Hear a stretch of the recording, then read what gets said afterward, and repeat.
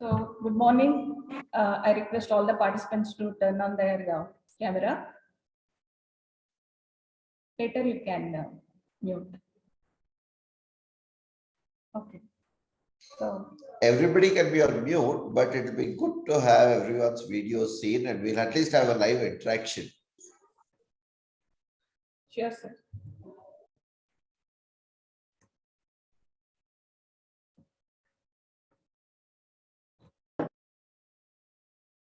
So, all of you turn on your video.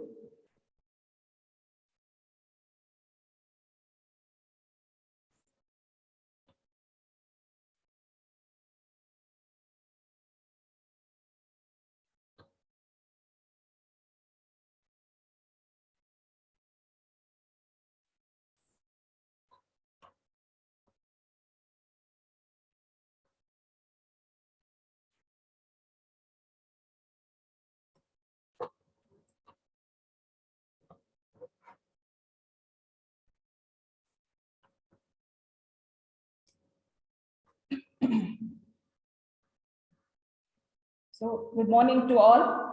Myself, Dr. Vidya A, Professor and Head, Department of Computer Science and Engineering. So, I welcome all the participants to today's webinar on entrepreneurship, attitude, and behavioral development. So, being organized by Department of Computer Science and Engineering in association with Institution Innovation Council, BKIT. So on this occasion, I would like to welcome our respected principal, Dr. Padmanabha S. sir, and our administrator officer, Dr. N. Govindaraju sir, vice principal, Dr. D.V. Chandrasekhar sir, and heads of all the departments, dear faculty members, and my dear students to this webinar. So today we have with us Mr. N. Karthik, so who is the advisor from Indian Institute of Management, Bangalore. So he is going to brief us about entrepreneurship, attitude, and behavioral development. So I request Assistant Professor Sunanda Madam to introduce the speaker to the gathering.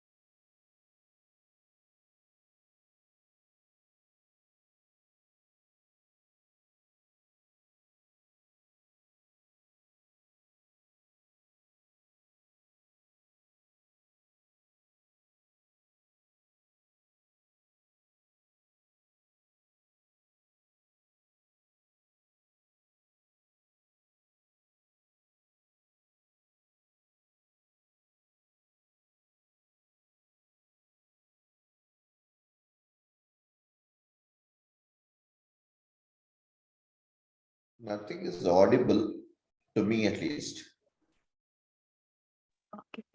Okay, Mr. N. Karthik is currently advisor to the IIMB Real Estate Research Initiative and also a data scientist. He was one of the 30 young leaders under 40 to represent India on a governance expedition to Israel in October 2018. His core interests are public policy, infrastructure, and data-driven solutions to governance. Ever since his association with IIMB Delhi in 2014, he has pivotally shaped up the initiative to its current state. Mr. Karthik co-authored the Government of India and the National Housing Bank's report on a revenue-neutral approach to lower stamp duty and registration charges for affordable housing. Further, he has also provided deep insights on financing of infrastructure, funding, and capitalization. He also led the studies for the ASPO's Economic Regulatory Authority to estimate the optimal cost of equity for large infrastructure projects like airports. The study on the determinants of cost of capital pertaining to Delhi and Mumbai airports was accepted and implemented by ERA.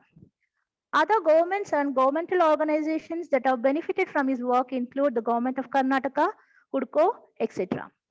His other public policy works include rationalizing circle rates or guidance values, leveraging stamp duty rates to provide impetus to PMA, NPAs in housing sectors, etc.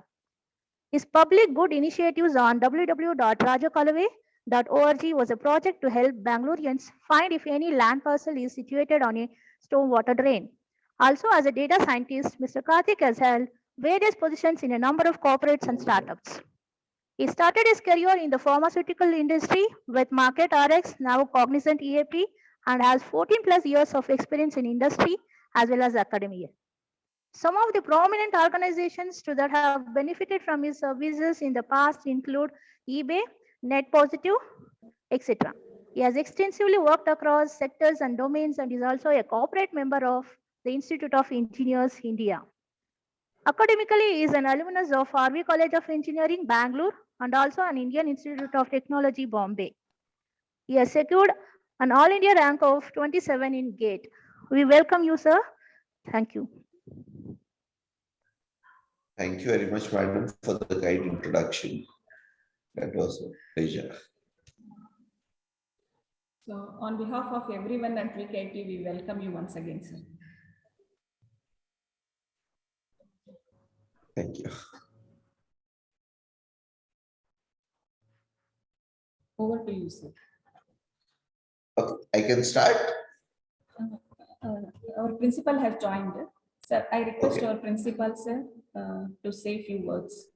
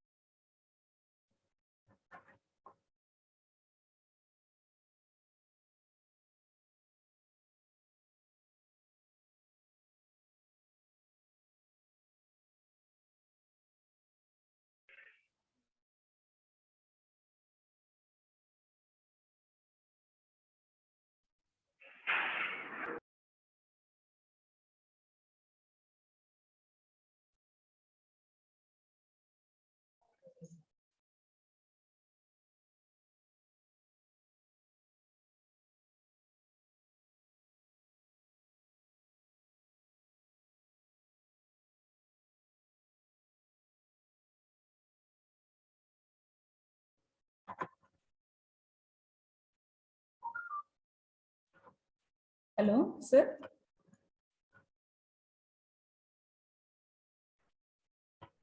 I request our principal, sir, Dr. Padmanabha S, sir, to say a few words on this occasion.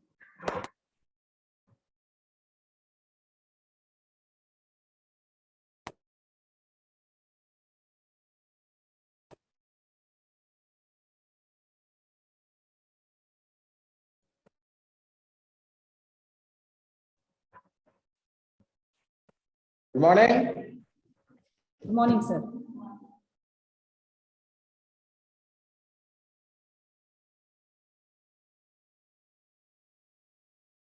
Good morning, sir. Hello. Is the speaker online and the participants are also there? Yes, But sir. I'm seeing only 66 participants are there. What about the others? So they're joining, sir. They're joining. Yes, yes, sir. Anyway, good morning to all of you. We have a caption why we are doing entrepreneurship as anywhere and everywhere when you go. The students who are the graduates, they only seek the job. But if you keep seeking only the job varieties are being synchronized, compressed, and the jobs are not available. So what is the next option is we are trying to create the jobs. So we need not only be an engineer seeking the job, we need to be a job creators. So how can you create jobs as long as you with a small ideas? There are not giving the seed money for your ideas, and that seed money you can, and when you move out, if you have got very good backup from your parents and the companies, and if your ideas are strong, definitely you can be a and later on you can think over for patenting and other things. So what I would suggest a caption today is, don't be an engineer who are only seeking job, be an engineer who could create job. That's all I can tell. Good luck.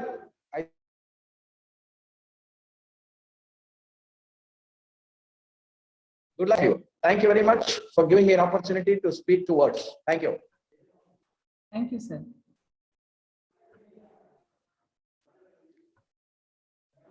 Now I would request Karthik sir to continue with the session.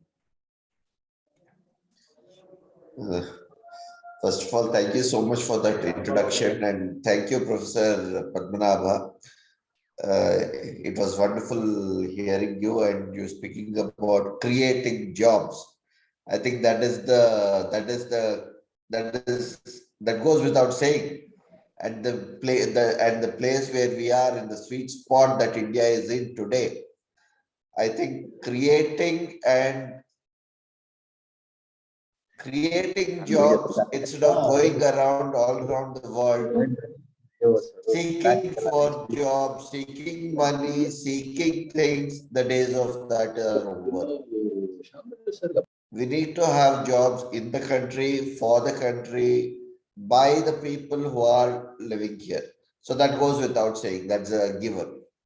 So yes, definitely, as engineers, what is it that all of you and say your siblings generation, that's some of us, and probably your next generations can create a wealth that can be taken forward? So that's a very important thing that I think I'll take off from where Professor Padmanabha left off, and very respected Padmanabha sir. Thank you for those introductory remarks. And yes, thank you, Dr. Vidya, for inviting me first of all to this place. So what we will do today,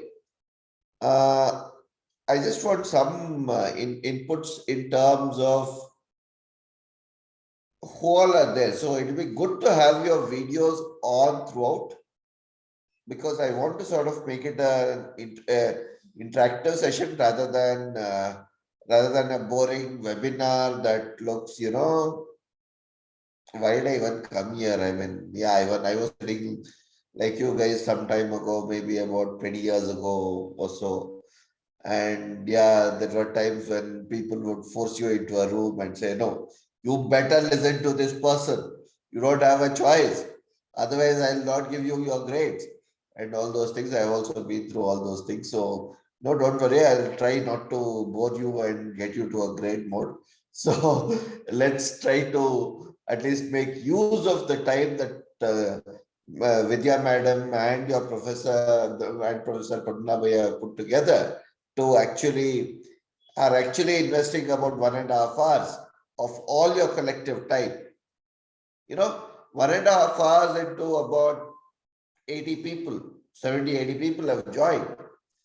That's collectively about roughly 105 human hours that we are putting together here.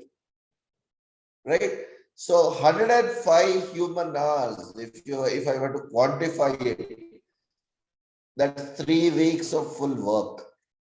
Right? So if your salary is something like what, say about 4 lakhs a month, roughly 4 lakhs a month, that's the typical salaries that you would get at say somebody at my age. So that will translate to about 3 lakh rupees, right? So we are all almost investing 3 lakh rupees in the next 1.5 hours, right? So we better make it useful. So let's not waste too much of it. So let's not get into a mode where, okay, why am I here, or what am I doing here? Why am I forced into this place? Sort of a thing. If you are gaining anything out of it, if you are taking 3 points from this talk, I think each one of us need to do it, including myself. And that be the objective. All right. And that's the first and the foremost thing that an entrepreneur needs to go through. How useful am I in whatever I am doing? Okay, we'll come to that a little later, but let's be very focused here. Okay, all right. So to begin with, what I want you all to do, Vidya madam, can you please do one thing? Yes, sir. Can you spotlight me for everyone? For me, just leave the screen the way it is when I see everyone's face. All right. If you can please do that, that'll be wonderful. So if you can probably, yeah, spotlight for everyone. I think I'm spotlighted for everyone, but I would like to, for myself, I would like to see the entire view of uh, people. Yeah, I think that's how it is now. Fair enough. Let's go about doing it this way. Fine. Okay. So quickly, in the next 3 minutes, what I want all of you to do is in the chat window. Who do you think? Everybody has heard this word entrepreneur. Some of you would have even read books and done a lot of things, or even come up with ideas or done whatever you think is an entrepreneur, you think should be an entrepreneur, you think is an entrepreneur, whatever is the case.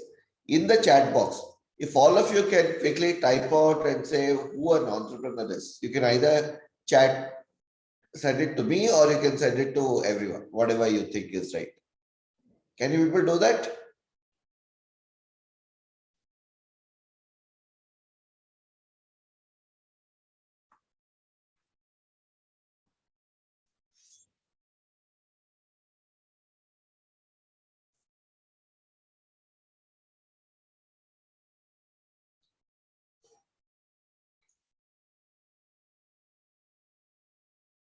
Whatever is your definition, whatever you think is, who do you think is an entrepreneur? That's the question.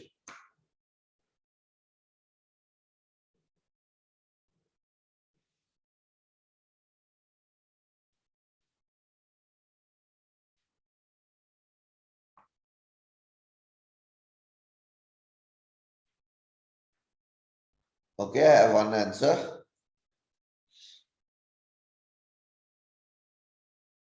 Okay.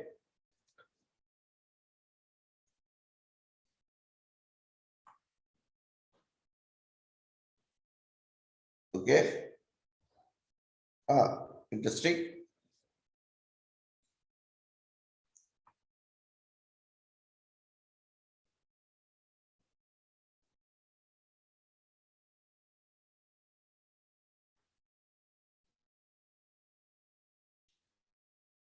Okay.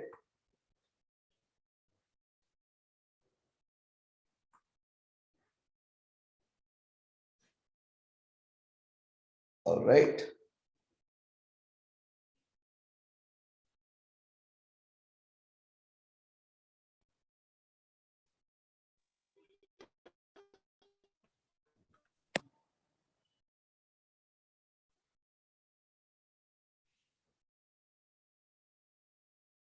Okay, let me start reading a few things that have come here. So Rajan say, or not Rajan, okay, who is this? Deepak says entrepreneur is one who makes money by implementing his ideas in a small or a large scale based on users' interest completely. Then Rajan says entrepreneur is an individual who takes the risk to start their own business based on ideas. Entrepreneur is one who breaks the rules. This is what Mr. Sharat Hegde. Okay. Breaking rules. Interesting. Okay. Jeevan says someone who has the ability and desire to establish, administer, and succeed in the startup venture along with risk entitled to it to make profits. Example, Azim Premji is what Prajwal is giving. An individual who implements new ideas to start a business. Entrepreneur is one who has strength and weakness in his own business. Okay. These are all some is what Anusha is saying. Okay. strength and weakness in doing own business. Okay, who knows the strength and weakness in doing own business? Interesting. All right. So let's start with a basic definition of an entrepreneur. Who is an entrepreneur? Unless we know that, then there is no, unless we are very clear who an entrepreneur is, there's no point talking about an entrepreneur, correct? So for this purpose, let's define one term. So I'm sure a few of you have taken this from the internet and pasted it here. That's all right. And a few of you have given your own definitions, which is good, which is what I actually asked for. All right. So fair enough. Let me share my screen.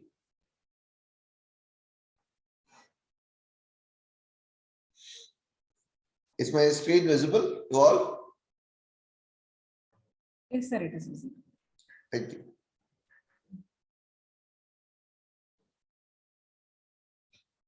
Yeah. So basically, if you go to the Oxford English Dictionary and look for the word entrepreneur, it says a person who sets up either a business or a number of businesses, taking financial risks, and in the hope of profit. This is one definition that we have. Okay. Now, all that you people said so far were all about, I heard ideas, I heard profit. Yes, profit is definitely here.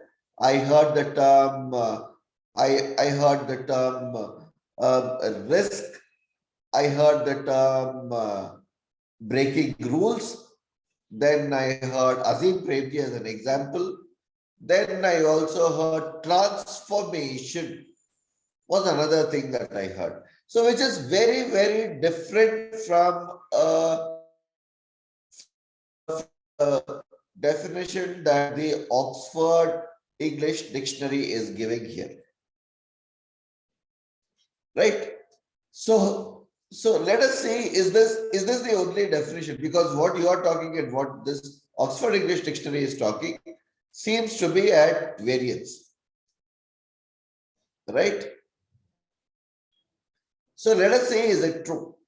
Let us see some origin of this term entrepreneur. So it has an origin in French.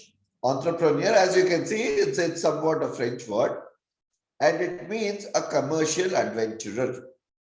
And the first time this word was used was in somewhere in 1773.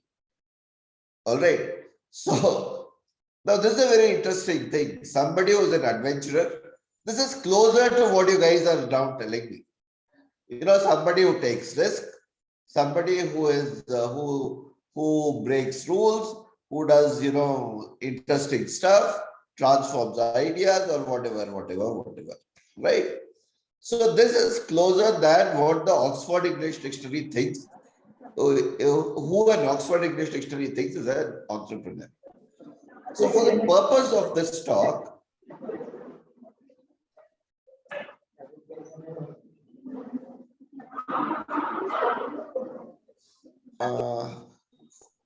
for the purpose of this talk, what we will do is we'll limit ourselves with one definition. Now, these two are sort of interlinked because there's a commercial angle to it, which is financial and profit, and there's a risk involved, and also there's a business. So let's do this. For the purpose of this talk, what we will do is a person who perseveres to transform an idea into something that is societally useful, taking everything that comes along with each stride. So just observe the words that I highlighted in maroon. So key thing is perseveres, that has to be, then transforms it into societally useful, right? And takes everything along that comes. Okay. So everyone is clear on this definition of an entrepreneur?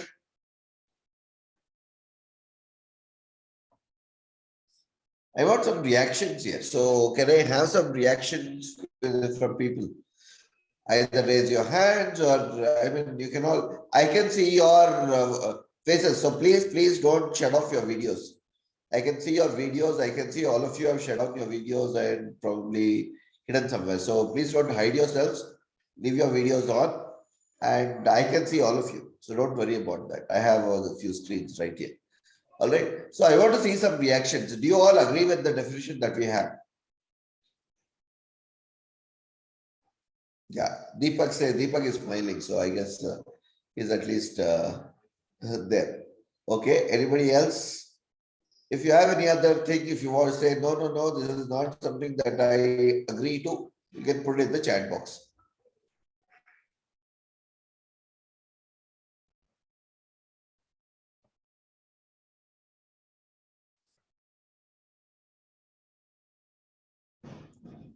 Okay.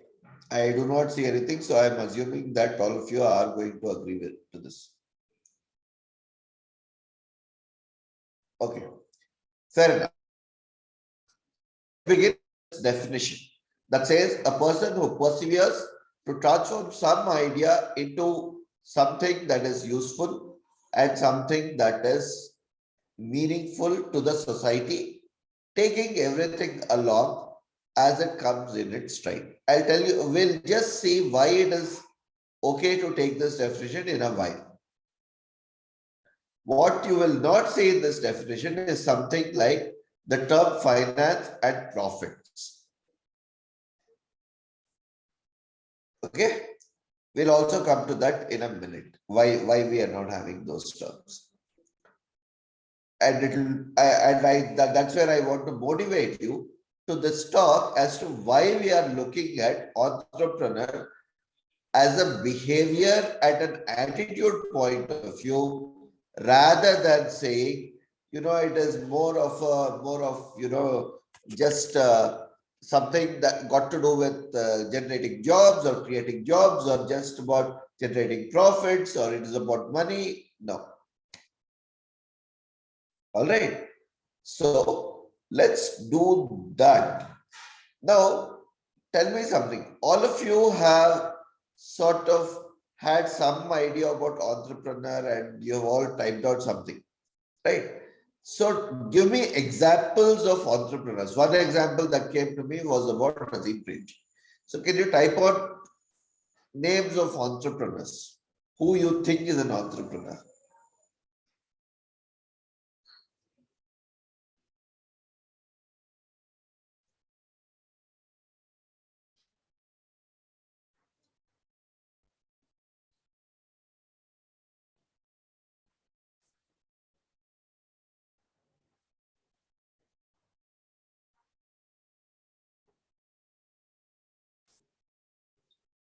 Okay, Narayan Murthy is an entrepreneur.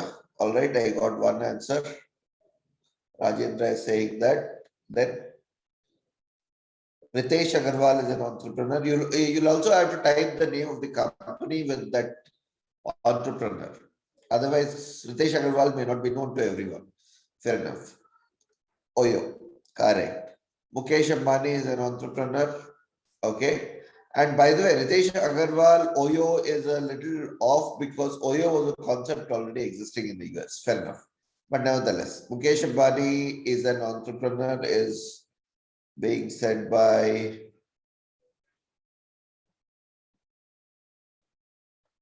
Gautam. Okay. Okay. Then, all right. Mukesh Ambani is a businessman. Interesting. All right. Go on. Who else? So this is where the question comes. What is the difference between a business and an entrepreneur? What differentiates a business from an entrepreneur? A businessman from an entrepreneur?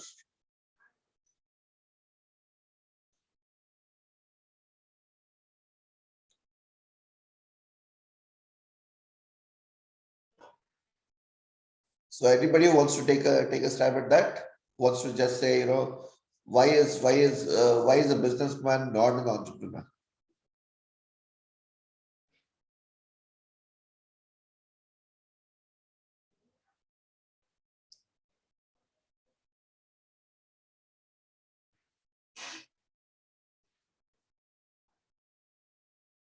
Okay, let me take that and let me explain that. See, when you take the concept of a businessman, it means that there is a set establishment, there is a set business, and he is only going to continue running it the way it is going on. An entrepreneur, as we defined, takes an idea and transforms that idea into something societally useful. All right. And that's where it comes. Now, how many of you believe that you need a unique idea to make it towards to an entrepreneur level? There are a lot of people who think that you should have a unique idea to make entrepreneur. Is that true?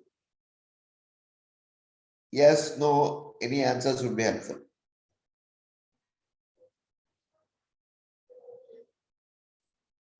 You think so? Okay, not really, sir. Okay. Deepak says no. Okay, Sharon says yes, you think. Okay. Businessman is the one who makes money by investing in something who really expects returns, but entrepreneur is one who produces a product that is necessary to society. That definition we will not take. Okay. Yes, very important. Okay. Yes, very okay. Fair enough. So it is something unique which is so all of you think it should be an idea that was never implemented before. Is that true? Never tried, never been there, and then you get that brilliant idea spark on some day, you get that nirvana. Swami Vivekananda comes up and says, yeah, you are the person who needs to do this, and you go run with it and you become an entrepreneur. Is that what all of you are saying? If that is so, then okay. Can the idea exist beforehand? So let me give you an example. You're right. So the idea need not be exactly something that is absolutely new. When Google was formed, the core business of Google, that is a search, right? What did they do? They actually came up with the search engine, right? And Google is the most useful, powerful search engine with almost about 80% of the marketplace today, and about 80% of the searches happen on Google, right? So that's the kind of power they have. But in 1998, when Google started as Alphabet, right? They were the 65th search engine. So there were 64 search engines existing before Google. So when Sergey Brin and Larry Page came on, they actually had 64 search engines before them that were not working. What was it that was unique to Google that they actually succeeded? Question to ask, right? If there were 64 people who had failed in the past and had not made any money, what was it that the 65th fellow is starting and trying to get that he thinks is going to be very different from what he has already done? Right? So let's look at it as a live example, in fact.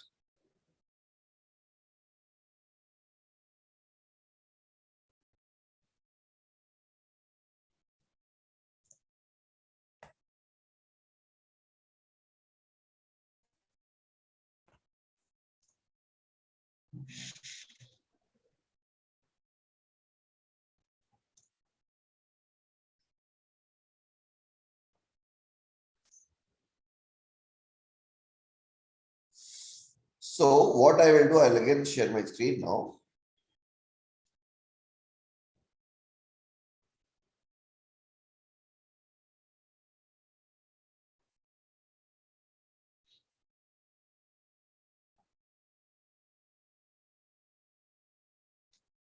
I hope people can again see my screen. Yes, sir. It's visible. Yeah, it's okay. Yeah.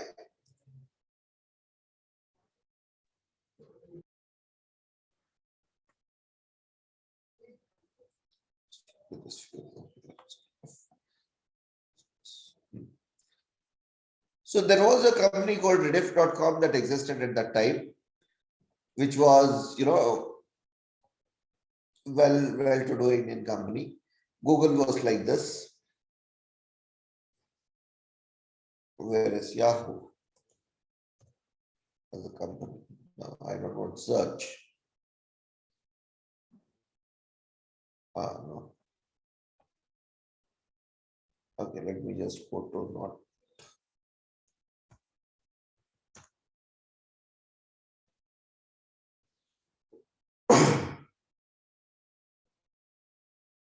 Fair enough. Okay, let's compare between Rediff and Google. Rediff had a search engine. Google also had a search engine. You see the difference? Search. Excuse me. Yahoo had a different layout at that time, but that's okay. Then we go to Amazon.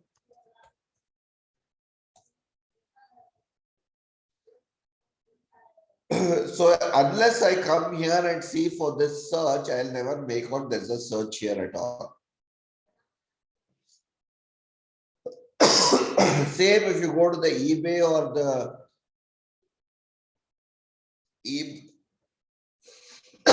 excuse me, eBay or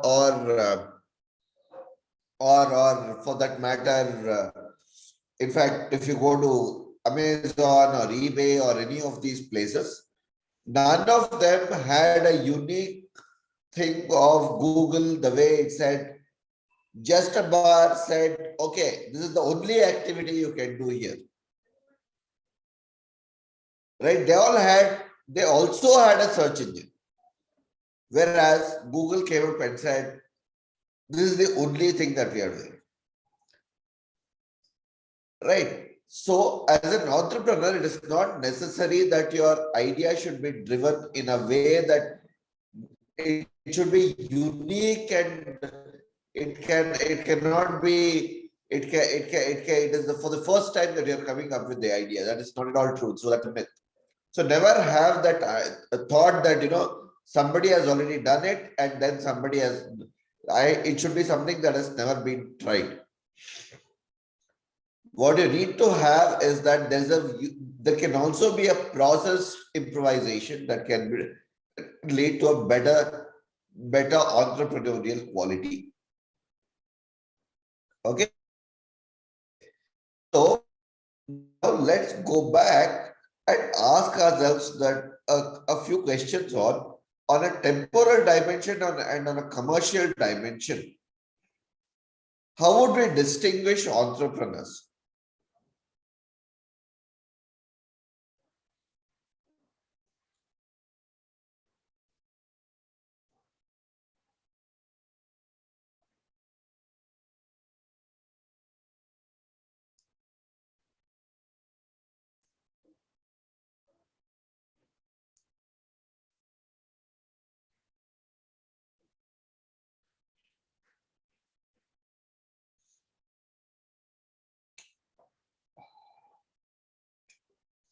Yeah.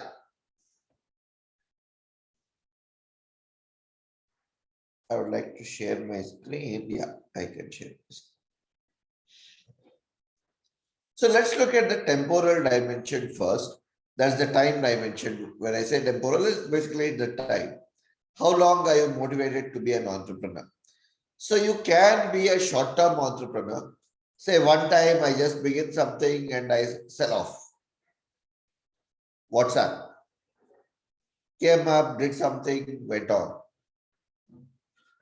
Then you can have a multiple series of WhatsApp kind of things that you set up, or you come, you do something, then you sell it off, you spin it off, then you come again, you sell that company off and you keep doing that. That's another way of doing it. Then there are people who will do long-term long-term startups, which are like, say, the Infys of the world, Alphabet, that is the Google, Facebook, etc. Then there are serial entrepreneurs.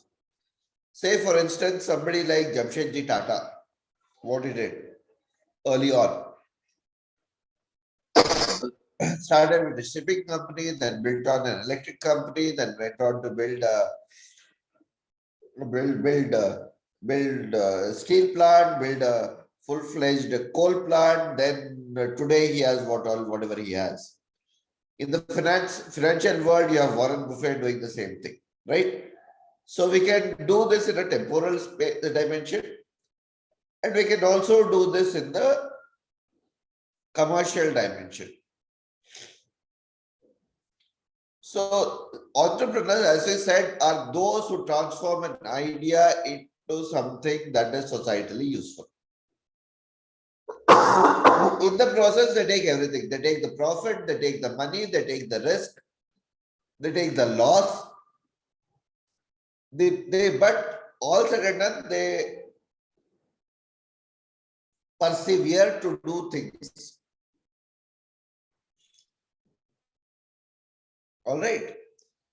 So purely commercial entrepreneurs who are like the Reliance and the Infys of the world, with a social, then commercial with some level of social objective. Like there are so many of these online coaching classes today. You have the Byju's, you have these White Hat, you have White Hat Junior, you have these this Khan's Academy, all these things with some social objective of teaching, catering to an audience, at the same time with some commercial interest. Then there are some with a purely social interest who say, no, we are not here to make profits. Then they say that, we are non-profit organization or a organization, but our idea is something very, very, very socialistic in nature. Let me take that word back. Not socialistic in nature, but more so catering to only societal needs, and not just societal needs. There's a void that is desperately needs to be filled in the society, and we are going to do that. And for that, we are not going to make profits. We are going to probably not even charge people to do it. So these are a couple of dimensions that come to an entrepreneur. So let's come to the key thing, that is, what is it that is needed? What is it? What are the key things that are needed to have to drive any of these entrepreneurial activities? It could be social, it could be commercial, it could be commercial plus social, it could be serial, it could be one time, whatever.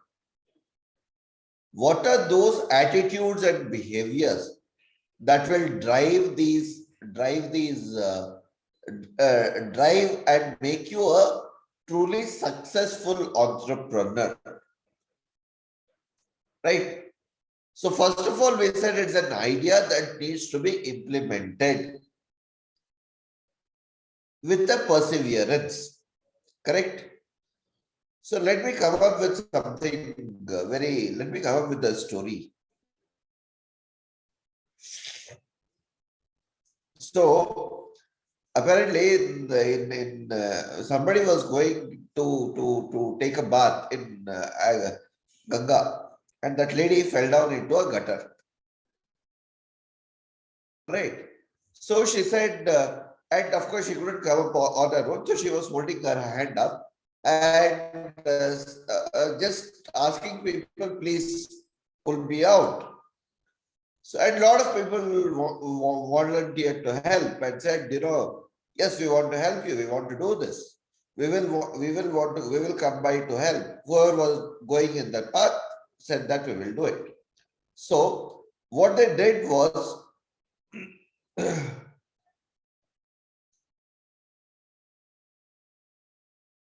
what they were doing was, whenever they would come and give her the hand to pull her up, she would put up a thing saying, you can pull me out, but whatever sins I have committed, all those sins will come to you. Right? So this was the condition she put. If you pull me out, all the sins, all that wrong things I have done will come to you. So first person refused, first person did not want to take. And the second person came, he also refused. He also did not want to take. So on and so forth for a long duration, nobody wanted to take. Then came by one person who said, heard this and said, fair enough, I'll pull you out. It's okay, come. So she asked him, what was it that was different in you? Why did you say, okay, fine. Are you not afraid of taking on my sins and going? So his answer was very simple. He said, look, we believe that Ganga washes away our sins. So I'm going to take a bath in Ganga, so it is going to wash away my sins. What does it tell us about an entrepreneurial journey? Start on an entrepreneurial journey. When you start on something, it's extremely important to have that self-belief. You know, if you don't have that belief in yourself that you will succeed. I don't know how many of you have watched this movie called Kung Fu Panda, or at least connect to that movie Kung Fu Panda.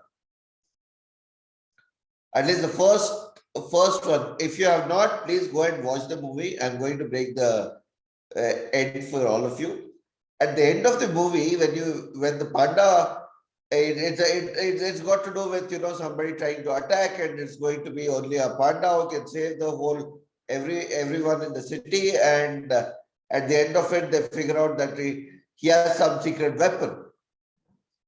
And when they look at that weapon, it appears that there is nothing written on this on the sheet there, or there is no such thing as a weapon. The point is, do you have that self-belief that yes, you are the person who is going to save things? Correct? So that is the key first thing that you need to have as an entrepreneur. Belief that, and this belief is not blind. Let me get that very straight. So that's why I gave the example of the Ganga and this one. It is not something that is blind belief or blind faith that you get into. What Swami Vivekananda or what our Sampradayas would tell us as Shraddha, that comes from deep within our heart. Yes, you will succeed. That concept has to be deeply ingrained through our various this one. So if you have that, then that is the first thing that you need to have as an entrepreneur. What is the second thing? So let's go to the second thing that comes up. When Dale Carnegie, I don't know how many of you have heard of Dale Carnegie, but Dale Carnegie set up a steel plant. When Dale Carnegie set up the steel plant, he had roughly about, I would say around 1,000 people. And out of these 1,000 people in a steel plant who are working for him, about 50 or 60 people were actually millionaires at that point in time. Right? So the question that somebody put to him was, you know, how do you manage the millionaires who are there, who are already millionaires? I mean, it's not easy to get work done from a millionaire, right? He already has all the money. There is no motivation to work, and you are putting him in a very, very tough environment of a steel plant where he has to go get things and do so much. So managing that steel labor. So Dale Carnegie said, you know, if I had to dig gold, if I had to get gold from something, I have to keep digging, and I have to take the dust and everything. So the key thing is dignity for labor.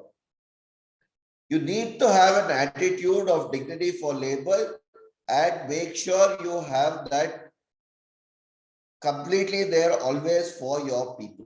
Very, very important. In fact, as an entrepreneur, the first thing that I joke when I was when at some point, yeah, even still I am. The first thing you start off with not sitting on the CEO's chair, table and drinking beautiful coffee and picking up the phone and saying, hey, is this job done? No, that's not your first job in the morning. You get to your office, the first thing that you do is pick up the broom and start sweeping the office. Because on day one, you may not even have the money or the wherewithal to hire a person who can clean your office. Let's be absolutely clear. It's extremely important to have that dignity for labor as well as dignity for the work that you do. Extremely important. The third thing that an entrepreneur has to have, and this I say with complete experience in the world of entrepreneurship. If you run after only competitive money or competitive getting there, being a topper, being a top this one, you'll never get there. What can be achieved through collaboration should never be tried through competition. I know this sounds a little odd to a lot of people, but you need to collaborate a lot of times to get somewhere. Yesterday, I was giving this example to one of the entrepreneurs who came to me for something very, very trivial. What you can get from what is already existing in the world, never try to reinvent the wheel by saying, no, I will not take from that person because he happens to be my competitor. That's not how the real world works. Let's get this very, very straight. The fourth thing that comes up is, as engineers, we all get into a state where we say, it is like saying we are averse to management for whatever reasons. We don't like the concept of management. Let me give a very simple example here. A student came to me in about 4 or 5 years back and said, sir, I have this beautiful device where you put your finger into this device, this clip. It will give you your hemoglobin levels. Nice, very innovative idea, extremely powerful idea. I said, great, fantastic, good.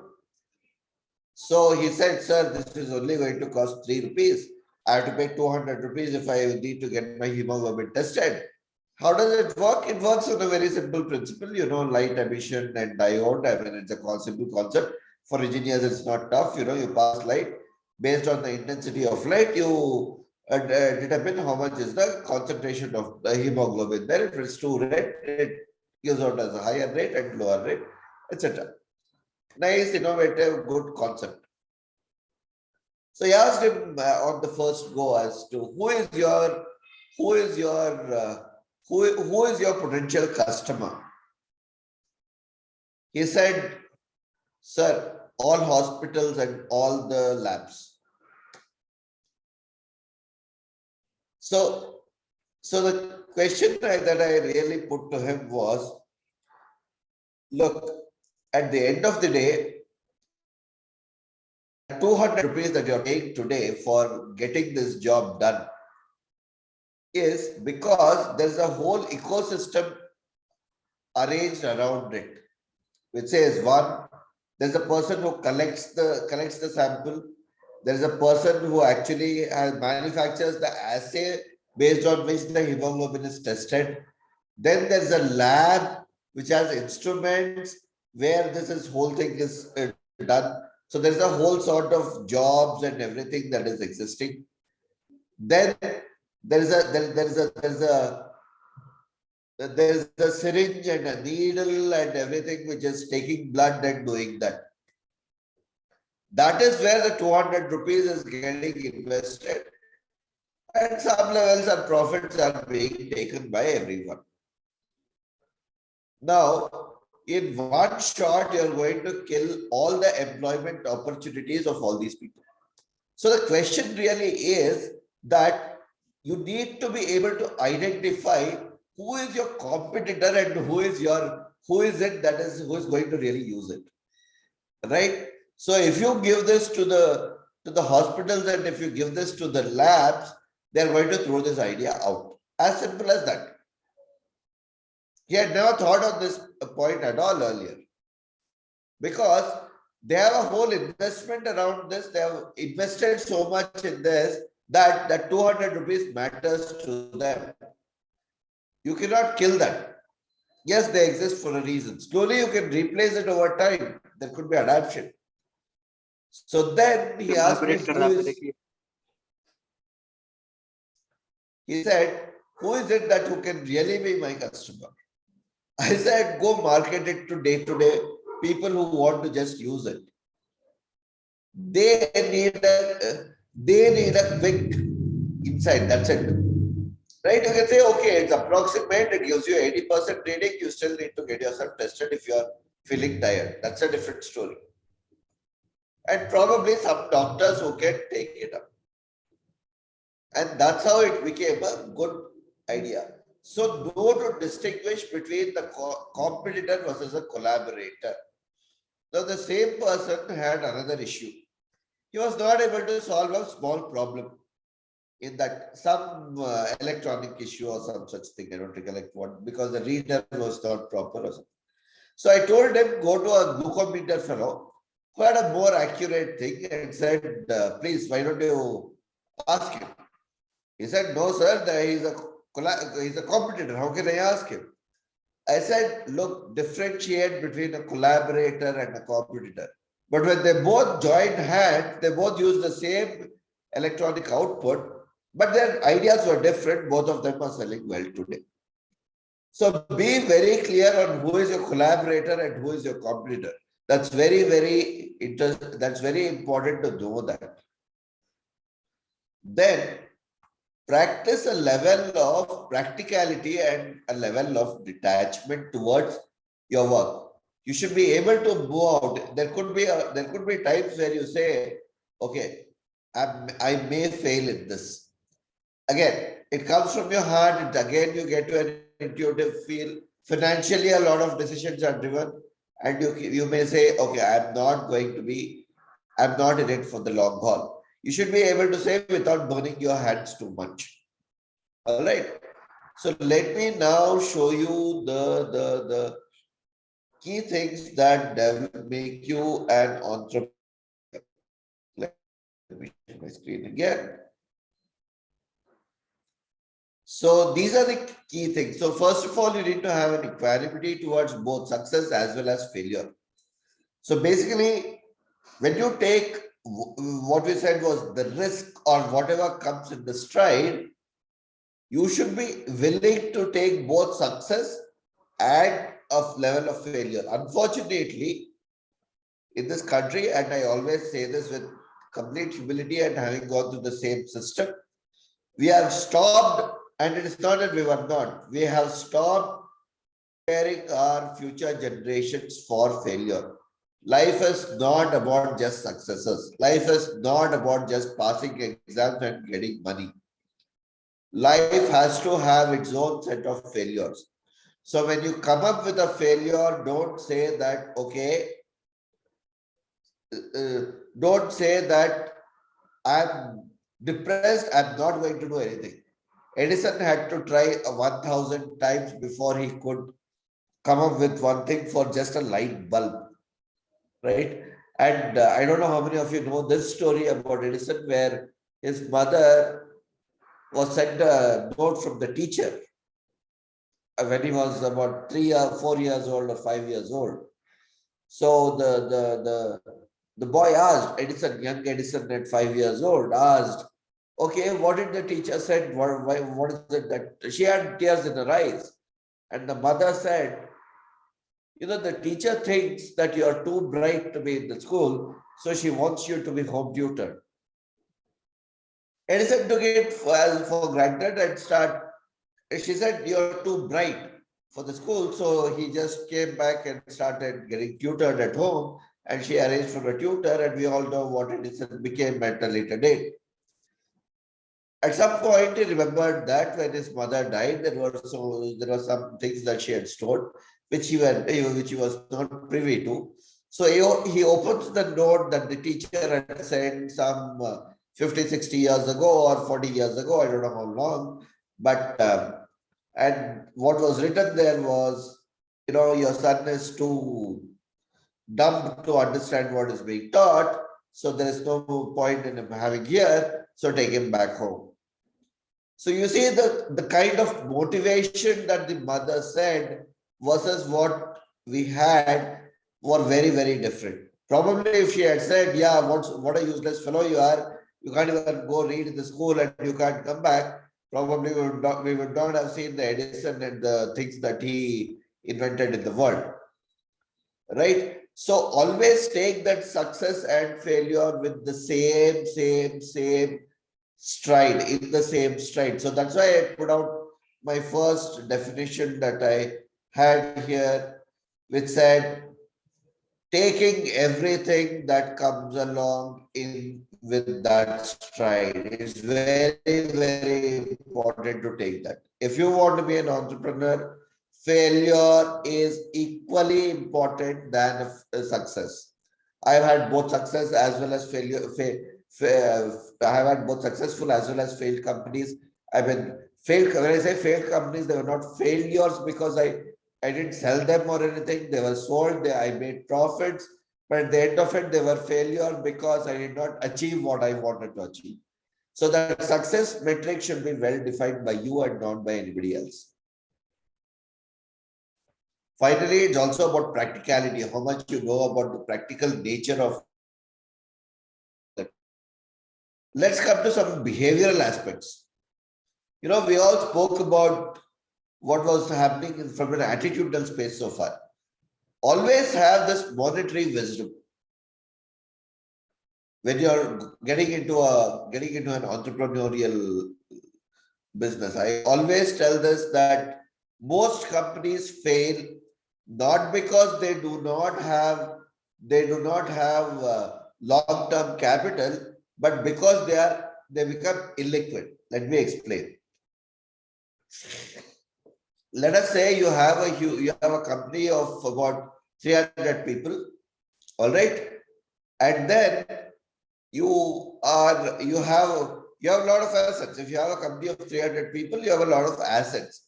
What do those? Let's say it's in the manufacturing space as well, which are like manufacturing takes a lot of things, right? So it's not like you develop an app and get on with it. You do have things that are very, very, very tangible to the company. You have machineries, you have land, you have assets, so on and so forth. So be very careful. And let's say you are short on paying your salary dues to your employees 3 months, say in a month's time. For some reason, some payments have not come and there is a shortage of cash. Be very careful about borrowing more money, or how to deploy that capital is very, very important. So be very careful about that monetary wisdom. How to use money, the optimal utilization of money. At the same time, don't sit with, so much of cash that at the end of it, you're only paying income tax or profit on that interest rather than or tax on that interest rather than deploying it to get some more expansion. So we have examples at all ends. I'm not getting into too much of it. We already spoke about dignity for labor, which means that the human capital investment that you have is very, very important. Situational assessment. This is a very, very strong behavioral thing, especially when it comes to selling your product. whether the person is receptive to what you are going to take, what you are not going to take. Non-jealous. When I say non-jealous, this has got to do with a lot of other things. We just spoke about another important trait, which was basically collaborating versus a competing space. So don't be jealous of your competitor. The moment you get jealous, you're blinded. You're going to go to a state where you're not going to ask even for his help, even when he's going to get this one, when you need it. Let me give you an example. In IIM Bangalore, we conduct these executive programs where top CEOs of top companies come in, and most of the times they're all competitors in some sense. If I'm going to get if I'm going to get 25 people in the say automobile industry, I'm sure 3 or 4 of them will be manufacturing seats, 5 or 6 of them will be manufacturing the steering or the wheels, some of them will be manufacturing engines, so on and so forth, right? On day one, what we see is we see a lot of friction, we see a lot of cold response to all of them. Excuse me. But at the end of the month, end of the session, end of the whole session, what we see is they're all in a collaborative mode to actually exchanging businesses and exchanging, giving more business, helping each other out. At the end of it, seeing where the collaboration is and where this one is. Seek guidance. This is the final thing, and with this I want to stop. Seeking guidance is extremely important, especially if you're on an entrepreneurial journey. Don't think that idea, if you discuss it with somebody, is going to come, grab it, take it away, and run with it. Trust some set of people whom you trust. I mean, that's again an individual intuitive decision to make. Seek that. If you need professional guidance, you can always approach. There are various people who will give you professional approach. There are institutions. I'm sure VIT itself is running an incubator. Seek those guidances. Seek mentors. Seek people who have seen the world, who have been there, may not have done it, but they'll give you a perspective. You may take that perspective, not take that perspective, that's up to you. But when you're entering into with an idea, be very clear you need to do this. We have already spoken about practicality. It's important in both behavioral as well as an attitudinal perspective. So with this, what I will do, I'll stop. So let's have some discussion around this for the next 15-20 minutes, what we have. So I hope with this it was useful and in some ways helpful to people. So with this, I'll stop, madam. Thank you for this opportunity. Thank you, sir. I request the students, if you have any query, so you can post it or you can unmute yourself and you can ask directly. Perhaps they can even use the raise hand, this one, so that we can see who is the.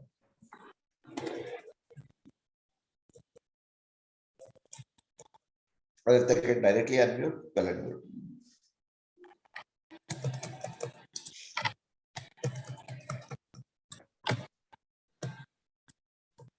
You can post otherwise in chat.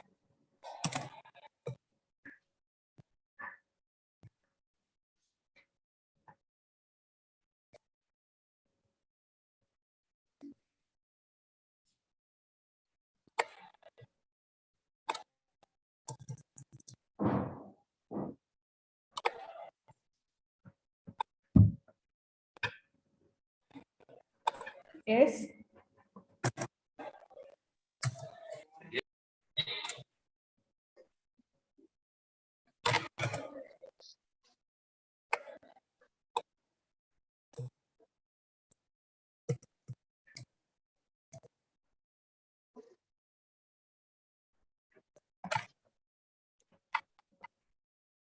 Any queries, or everybody is very clear on how to become?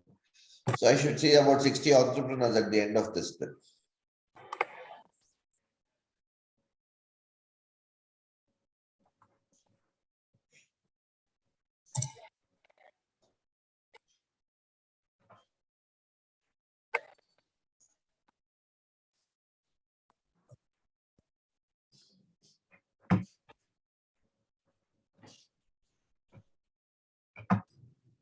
Sir, on behalf of students, I would like to ask, Sure. what are the schemes that is available for students? Okay, from entrepreneurship, okay, if you are getting into that level of details, there are many things available from a perspective of help from the government today. If anyone wants to become an entrepreneur, there is a Startup India movement, then there is, I think, Atal Mission, then there is uh, then uh, then there is also student startup mission, and then there are, these are at the central government level. Then there's at the Karnataka government, there is KIIT, which is actually giving a lot of impetus to technology driven startups. Really? And Yeah. at an institutional level also, we have a lot of collaborations which are private. Like for instance, at NSR cell at IIMB, we have tied up with Texas Instruments, where with TI we give, anybody can apply to it, and then we get about 1,000 applicants every year for technology, for pure electronics and computer science based technologies to develop. That is one level. Then we also have technology based. We are in talks with somebody else who is into the manufacturing sector, where we are giving them, or where we are open to looking at, say things like drones or any chemical activities or any other building materials that are coming up, where the student has developed it and is at something like a lab stage, we are good enough. Some basic results are good. We can prototype it, develop it into a full-fledged entrepreneurial activity and get it to a business stage. So that is at one level. The second level is at an incorporation stage, where there are a lot of rules and regulations have been very simplified for startups to register themselves. There is Startup India. If you register with Startup India, you do get a lot of tax benefits. If you register with DPIIT, you get a lot of further tax benefits. So these are certain benefits. Then in terms of seed money, seed grant, there are many agencies giving out seed money and seed grant. Mainly from your perspective, it would be the DST, that's Department of Science and Technology. Then the Karnataka state government is giving out certain impetus. So many things are there we can discuss in detail, and each has its own set of requirements, norms, and how to do things, etc. So anybody who has doubts can approach me and we can take it forward from there. Thank you, sir. Okay, students, if you have any queries, you can post. Okay, let me ask a question to all the students. How many of you want to become entrepreneurs, or at least are thinking anything on those lines? I know all of you want to write MBA or GATE or do something, at the end of it, get a job, join something. I know all of you are first year, it's too young, but still some idea, some thought, okay, big. You can put it in your chat, or you can just raise your hands. That's good enough. So there is this reaction, raise hands. No, you can do that.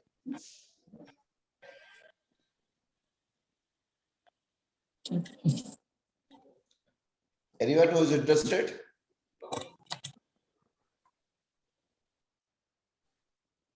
No one.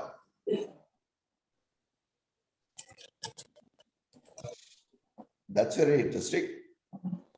Okay, one Deepak is interested. Okay, Deepak, unmute yourself and tell what is it that you want to do. Hello. Yeah. Yes, sir. Good afternoon. Huh. Sir, how to raise funding for an entrepreneur? Okay, raise funding. I mean, do you have something or are you thinking of doing something? What stage are you in?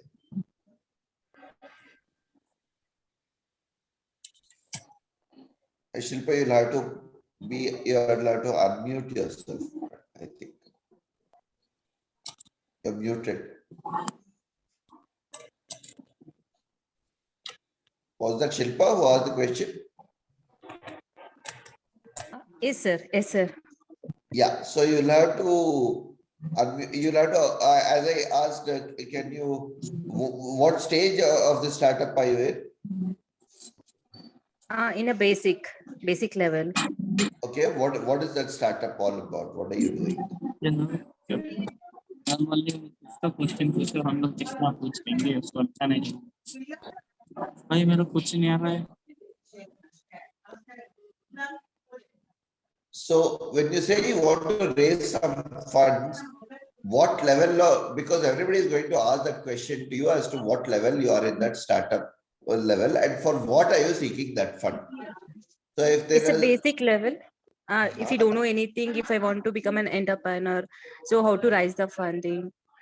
no, do you So need from the where we funding can to able to? Yes. so the question is why do you need the fund? So everybody is going to ask that question of why do you need the fund? Correct. So you need To an start up. idea or you need to put forth that idea and show that there is some need for the fund and you're going to deploy that fund in some way. Yes. Correct. So what is Yes. it that you're doing currently? So do you have something that's incorporated as a company or do you have something that is non-incorporated? What is the status? Based on that, probably I can help you with where to raise the fund, whom to approach and how to raise it.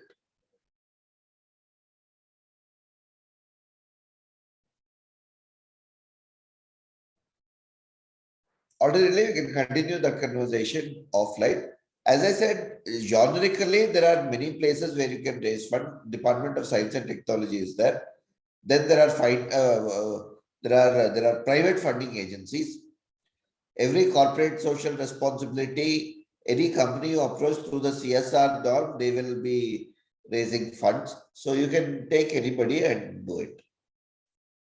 All right. So that will be the short answer. But we can take a long answer probably if you want to do it offline. That's okay. So Deepak said he wants to become an entrepreneur. What sort of an entrepreneur would you like to become, Deepak? Deepak, you.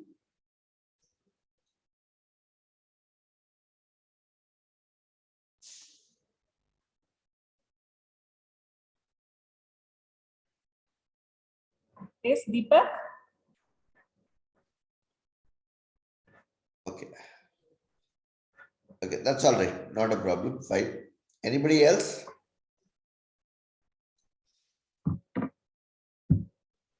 Yeah, sir. Being an entrepreneur, Yeah. there is a lot of responsibilities that we have to borrow that in collaborations and fundraisings and all these things. But most of the thing is that every entrepreneur has an idea that, but most of the people say that idea is appreciable, not investable. So how to convince people that anything we have to start from a small scale. So anything about that, sir?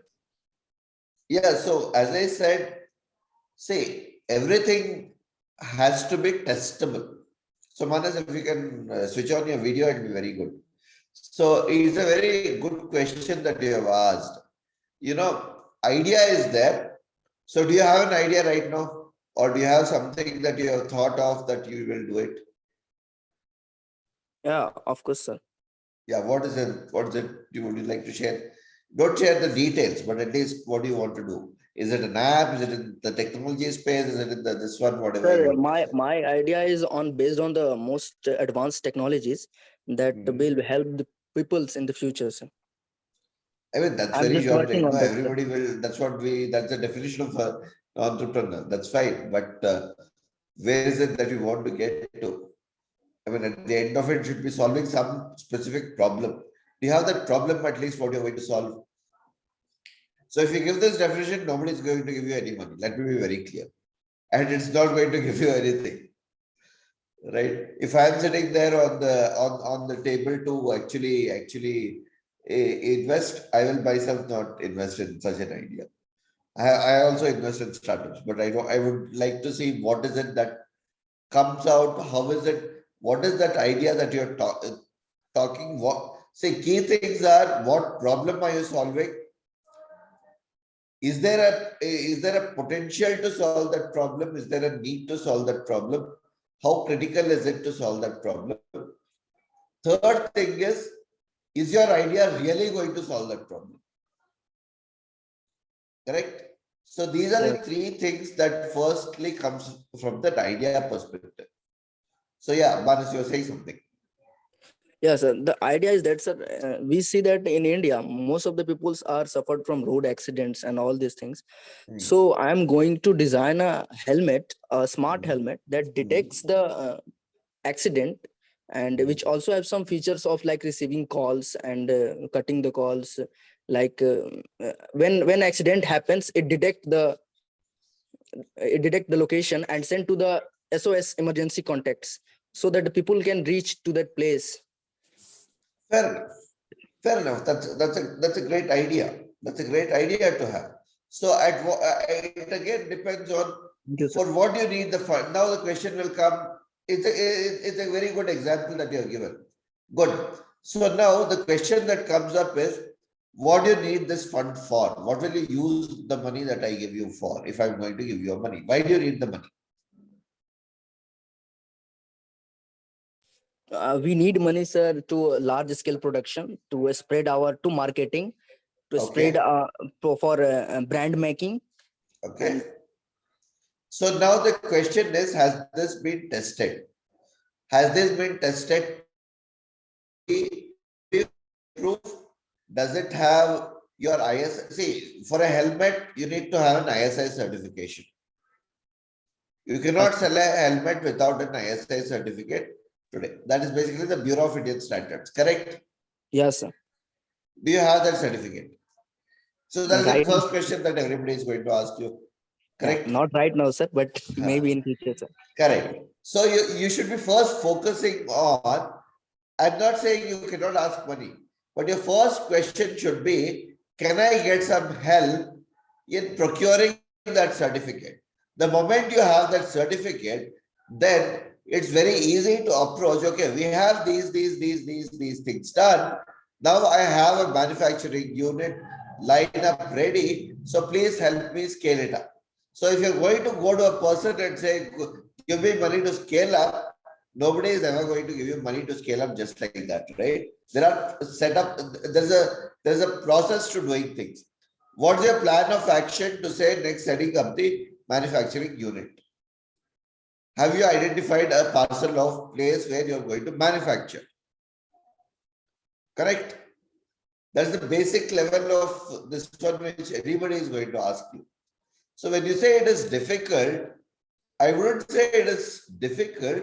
I would say people also need to think and come before they ask for the money.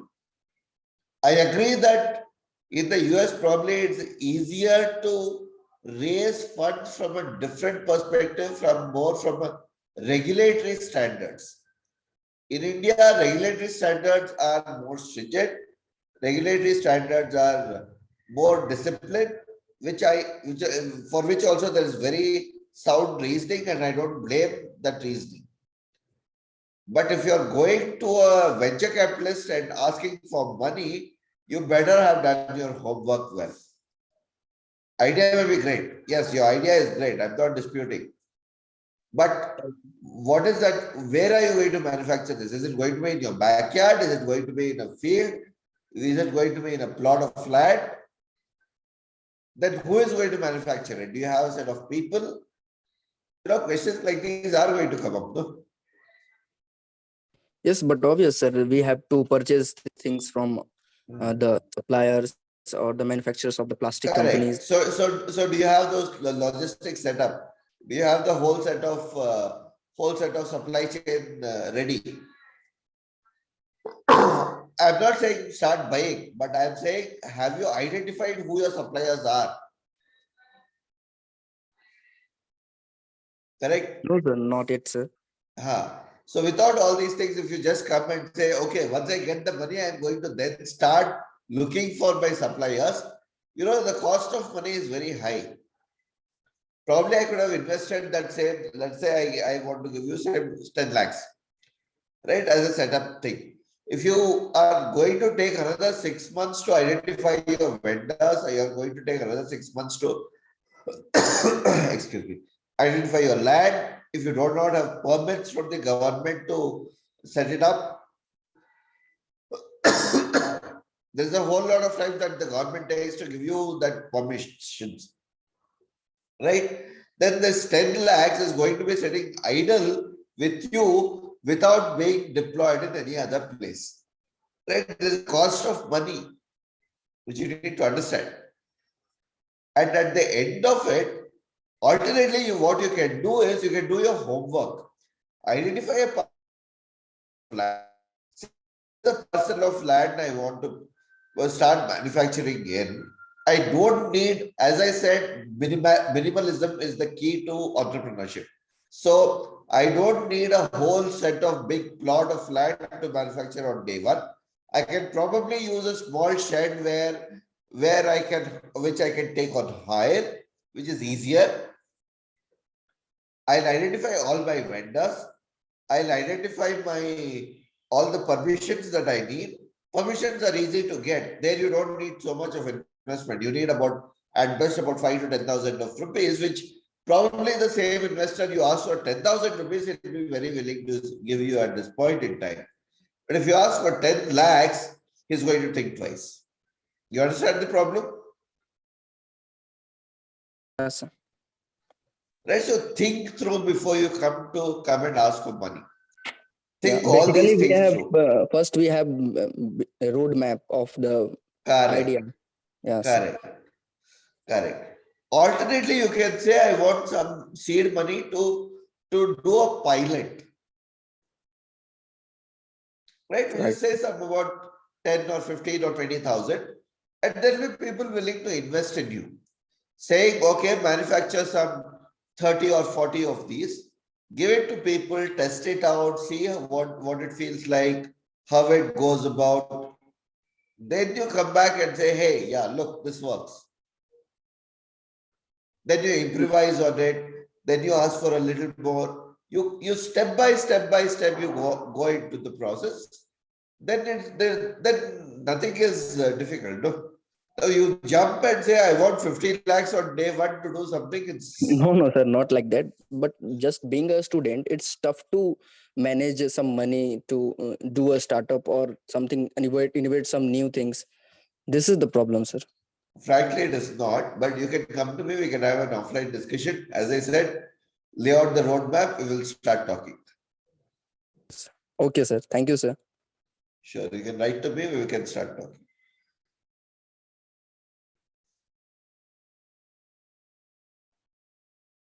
Right. So any other questions? I think we have run out of time as well. Okay, so anybody has one more last question?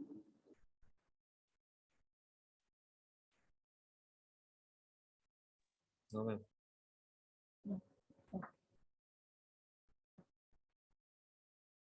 Feedback link is available in the chat box, so you can fill the feedback link. Okay, so now we have come to the end of the session.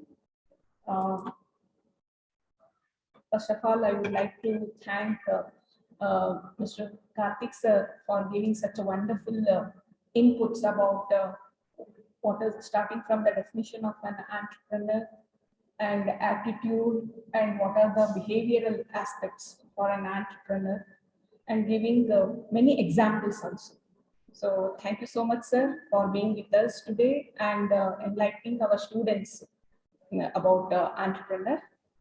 On behalf of Janata Education Society and Vivekananda Institute of Technology, I would like to thank you, sir. Thank you so much. It was a pleasure talking. And please share the feedback with me as well. I'd be very glad to, I'd like to take and see the feedback Sure, sir. if you can. Okay. Thank you so much. So I would like to thank our principal, Dr. Padmanabha sir, for giving us an opportunity and motivating us to conduct such kind of webinars. And also I would like to thank our administrator officer, Professor N. Govindaraju sir. And I would like to thank all the heads of the departments, faculty members, teaching, non-teaching staff, and all the participants from different colleges, and also my dear students. So thank you once again. I would like to thank coordinator Sunanda madam also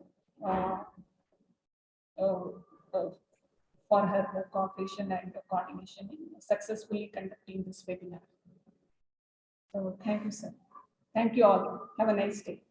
Thank you, ma'am, for conducting such a nice webinar for us. Thank you so much. Thank you, Manas. So I can share my email ID if you need. If anybody wants, can directly write to me. Yeah, sir. Sure. Thank you so much. So I have, okay, I think I have shared it to only one person. Sorry. Let me share it with everyone. Chat में क्या क्या share करो Yeah, I think it is. I've given I've shared my email ID. Anybody has any questions or doubts or wants to get in touch can write to me on this.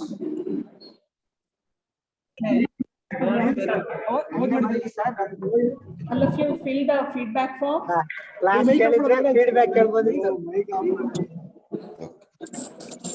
Thank you, everyone, and have a nice weekend.